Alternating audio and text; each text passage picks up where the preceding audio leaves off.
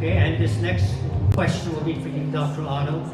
With that said, what type of laws or legislation will help Hawaii in the cannabis or medical cannabis He's got a list. Yeah, Dr. Otto can speak forever on this, but again, you know, we have limited time. I will keep it short, I promise. Give them your best. Thank you.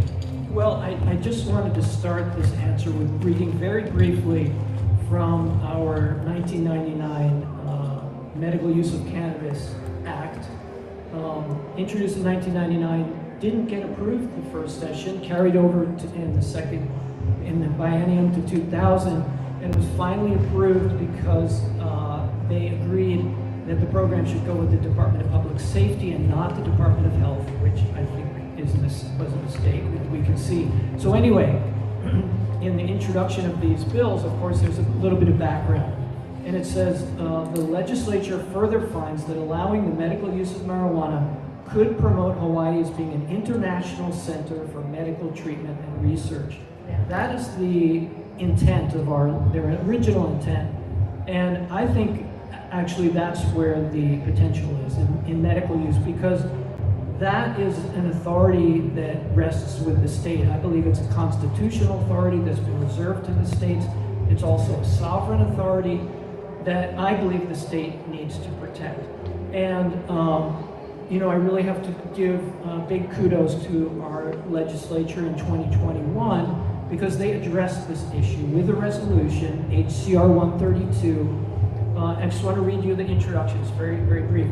Requesting the Department of Health to apply to the Drug Enforcement Administration's Office of Diversion Control for an exception under Title I Code of Federal Regulations, Section 1307.03, and request formal written acknowledgement that the listing of marijuana, marijuana extract, and tetrahydrocannabinols as controlled substances in Federal Schedule I does not apply to the protected activities in Hawaii revised statutes.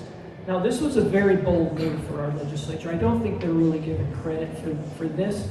Some people say, oh, it was a resolution, doesn't really mean anything. Well, the legislature basically, I believe, fulfilled their duty under the oath of office, which you know, obliges them to protect the Constitution. And at the time, they didn't want to, I believe, insult the Department of Health. They wanted to defer to the department's opinion and their decision on this. And so they felt a resolution was the better way to go, and I respect that. And it's been sitting with the Department of Health for the past almost 5 years and has not been acted upon, and we do not know why, and we are not allowed to discuss that with the Governor's Office or the Attorney General. So we need public discussion on that, I think, at a very minimum, and I've been asking for an informational briefing and things like that. So I'm very grateful today that at least we can have this discussion to some extent. And maybe there are other things that we can do to move this forward this session, perhaps another resolution that could take this a little bit further so that we could make it possible for our dispensaries to operate intrastate without violating federal regulations. Thank you. Would anyone like to add to that? Sure.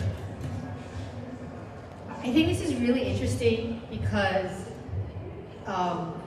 as we look at our congressional delegation and we are seeing the uncertainty at the federal level, just the chaos, like think about that. Think about the chaos that's going on at the federal level. And I haven't been following the cannabis scene nationally for a while because I'm in public safety at the moment, but I think the ability of states to navigate in a chaotic federal administration is a smart way to approach things at a certain level because, right, it's so chaotic. But if we can figure out ways and knowing that it has just been descheduled, or not descheduled, rescheduled, what has that mean now? It's only so recently, and Will, I think we were just starting to talk about it, but what does rescheduling mean? Does it now open the doors to more things that can be done with JABSA to start up clinical trials? Have we explored any of those things? This is a space that we should be pursuing even as we pursue the parallel tracks of legalization or a constitutional amendment, because we need to be multitasking. We can do it. I know we can do it. And this is a great place. I'll make a little plug. I am running for Congress, and you just gave me an idea. We need to get our congressionals to start talking about what our industry is doing here. Have you guys had conversations with them? How do you protect the medical marijuana industry here now? I've never had that conversation with my congressperson. We need to have those, and we have to figure out a way to operate in all these kinds of spaces. So thank you again, Dr. Otto, for pushing us in another direction. Thank you. Briefly. So, thank you. yeah, this rescheduling issue is huge.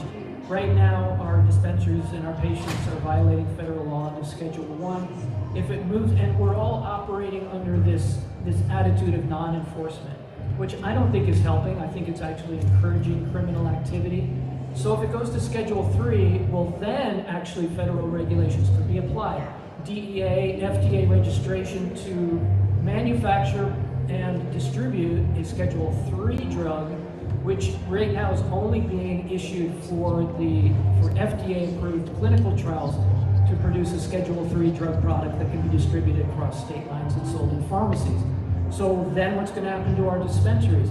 Unless there are specific provisions for our state producers, it could make things actually worse than it is now. Thank you.